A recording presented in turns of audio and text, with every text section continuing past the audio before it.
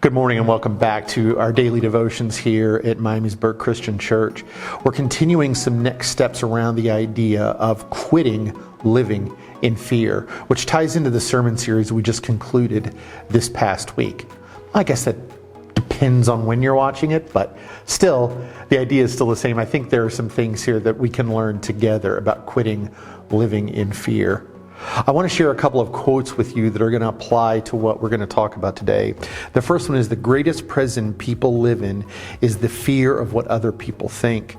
Christine Caine, who is an evangelist and teacher and has an unbelievable spirit and fights sex trafficking everywhere around the world, says something similar. And she says, until we care more about what God thinks than what other people think, we are never truly free.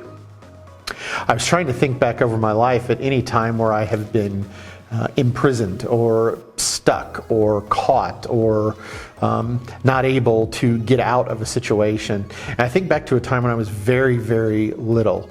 And I barely remember, but I know it's true because my mom and dad have told the story many times over the years. I was probably about 3 or 4 years old, and I had gone into the bathroom at the church where we were attending at the time to use the bathroom by myself like a big boy.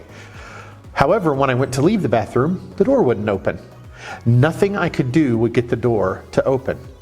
So I yelled and yelled until my dad came, and Dad was trying to describe to me how to get out of the bathroom, but I just couldn't figure it out. You see, what had actually happened was that I had accidentally locked the door.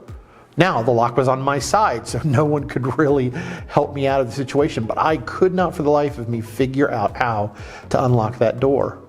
Finally, something clicked inside my head, and after minutes of being terrified, I admit I was terrified that I was stuck in this bathroom, it finally clicked in my mind how to unlock the door and open it.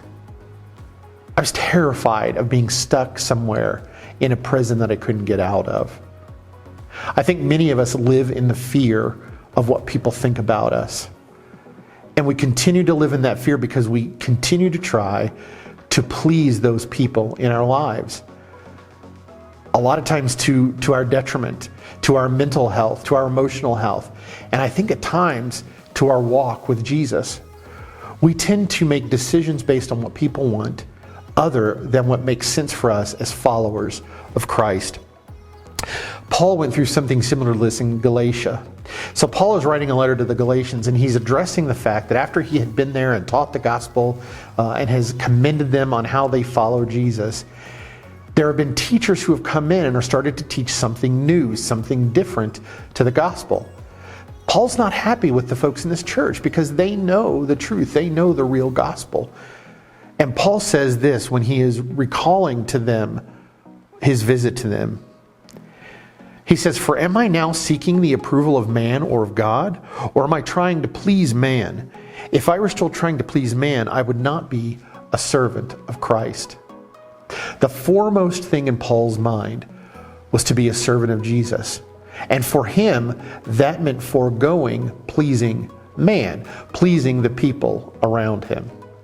I think some of us get trapped in a rut where we try to please everyone around us through one way or another. Sometimes those things aren't bad. Sometimes we want to please a spouse or girlfriend or boyfriend with a gift. That's fine.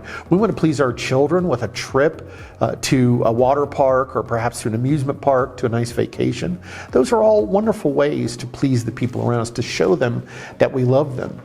However, there are going to be times where we are challenged by someone in our lives that they want something from us that we feel wrong about doing, that we feel uneasy about doing, or that will be a detriment to us and possibly a detriment to our spiritual walk. And so my encouragement to you today is that you examine those things in your lives that you do and ask yourselves, am I doing this to please people or to please God? Is there anything I can change that would lift a burden of being a people pleaser, would help me get out of that rut of fear, and instead live a life of freedom, as the quotes I shared at the beginning talk about? Thank you for being with us today, and tomorrow I'll share the next step for this series on quitting living in fear.